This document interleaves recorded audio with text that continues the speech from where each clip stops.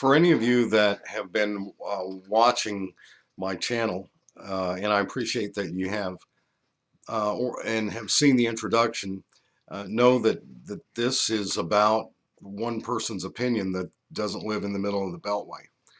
And I've been speaking about politics and making commentary about different things that I've seen and giving opinion about how some of the candidates are doing. But tonight I want to speak about something that's a little bit more serious, and that's Occupy Oakland and what happened this past week. And normally I like to make my comments in about one take and maybe just edit out if there's a few seconds of silence in there. But I've had to do this a couple of times because basically it's so egregious what happened out there that it's just, I'm completely ticked off about it.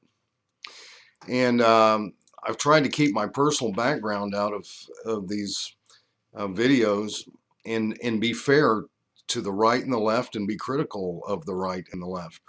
But I'm going to share with you tonight that I'm a veteran of the U.S. military, a different branch than the vet that was hit with a tear gas shell, but nonetheless. The thing that occurred to me after this happened was that this two-time deployed to Iraq vet had taken an oath just as I had and the millions of other vets in the United States to uphold and defend the Constitution of the United States. And that's something that you only get to do if you're a vet or if you hold, I think, federal office. I don't know what kind of oath you take if you're the mayor of a city somewhere. But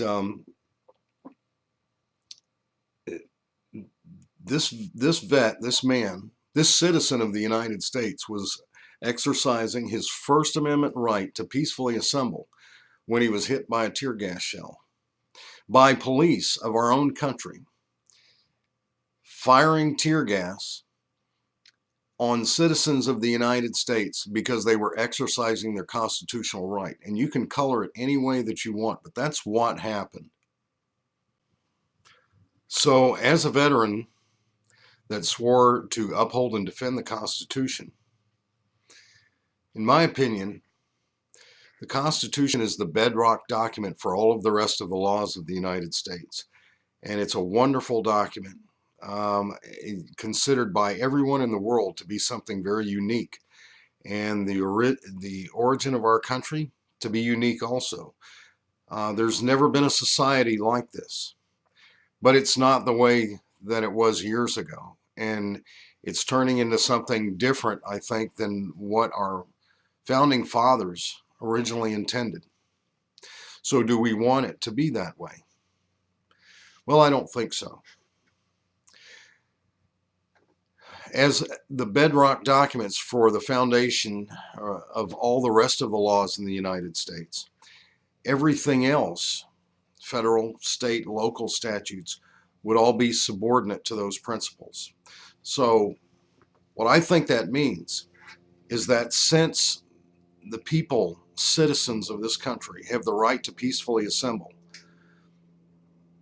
as guaranteed in the First Amendment of the Constitution, that they have that right, regardless of whether they have littered in Oakland while they're doing it, or can't find a place to go to the bathroom, or pitched a tent, or got a little loud.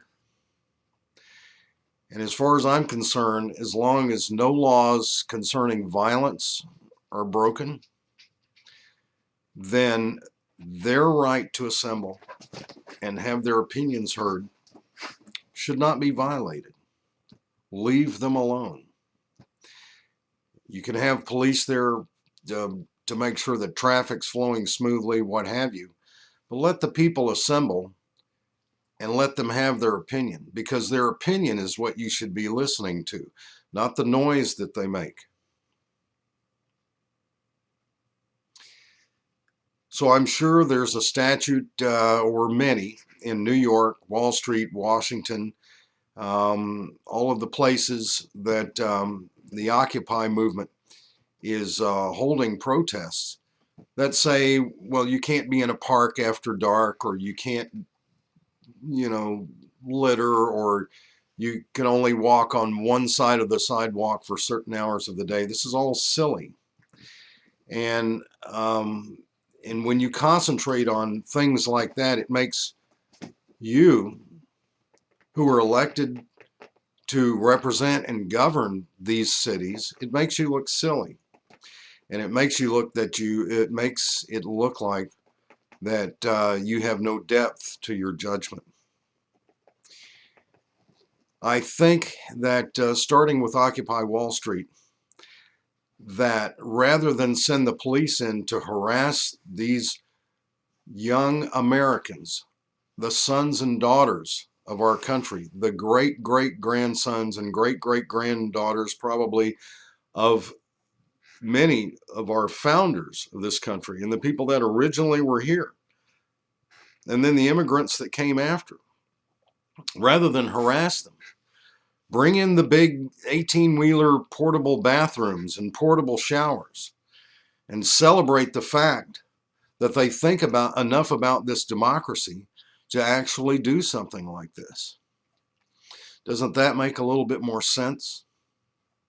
And I think that if those of you in charge didn't make this so adversarial as a disruption in your regular routine, then I think everyone would feel better about it on both sides, and I think the demonstrations would be more peaceful and more orderly. I may be wrong, but I think that that would be the case. I mean, that's human nature. You know, you push somebody, they're going to push back at you, especially if they're upset about something and they want to make their point. That just makes common sense.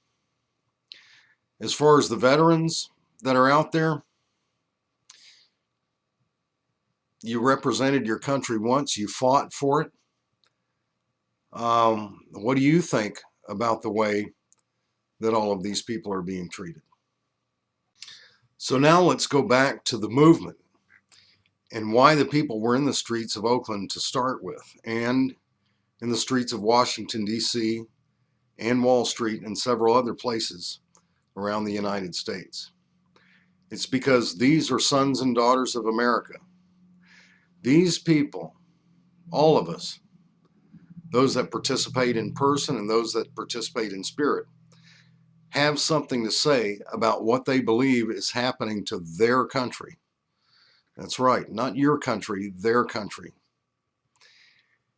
And let's look at the Tea Party also. The Tea Party and the Occupy movement are not at odds or on opposite sides of the spectrum from each other.